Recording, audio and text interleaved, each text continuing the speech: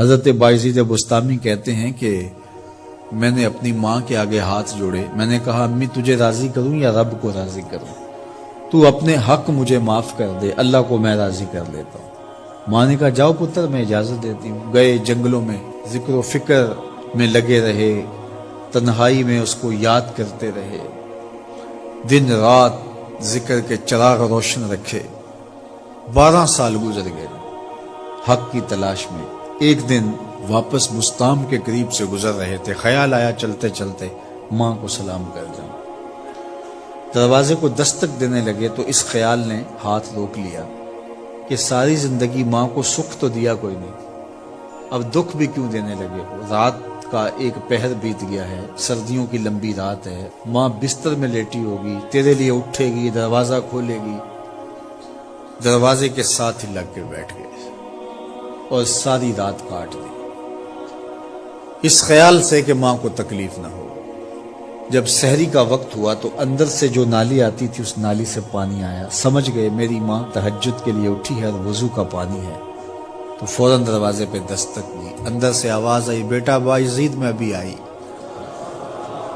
مائیں بیٹوں کے دستک کے انداز سے جان لیتی ہیں یہ کس بیٹے کے ہاتھوں کا لمس ہے۔ 12 سال کے بعد آئے، دستک دی، کہا بیٹا بایزید میں ابھی آئی۔ ماں کی تو نگاہیں ہی دروازے پہ رہتی ہیں۔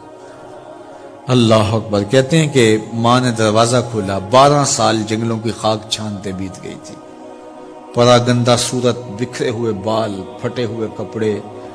میری ماں کی جب نگاہ میرے پہ پڑی تو اس کی چشمان سے موٹے موٹے آنسو ٹپکنے لگے، اور اس نے ایسے ہاتھ پھیلا کے کہا مالک میرا بیٹا بایزید تیری طلب میں نکلا تھا، تو نے ابھی تک اسے اپنا قرب نہیں دیا۔ حضرت بایزید بستامی کہتے ہیں 12 سال کی ریاستوں سے جو کچھ نہیں ملا تھا ماں کے اٹھے ہوئے ہاتھوں سے مل گیا۔ میں نے کہا مالک میں تجھے کہاں ڈھونڈ رہا ہوں، تو کہاں موجود ہے؟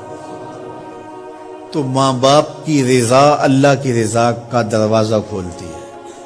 جن لوگوں کے ماں باپ ناراض ہیں اور وہ جا کے پیر صاحب کی خدمت کرتے ہیں اور میاں ماں کے قدم چومو، باپ کی ٹانگیں دباؤ، ان کی خدمت کرو، تمہارے پہلے مرشد وہ ہیں، ان کو راضی کرو، پھر کسی شیخ کامل کی صحبت میں آنا، دیکھو کیسے دل کی بند کھڑکیاں کھلتی ہیں۔ ایک مرشد تو ناراض کر آئے اور دوسرے مرشد سے تمہیں کیا ملے گا؟ تو راستہ یہیں سے کھلے گا۔ والدین کو کبھی ناراض نہ کرو، والدین کو کبھی دکھ نہ دو، والدین کو کبھی تکلیف نہ پہنچاؤ۔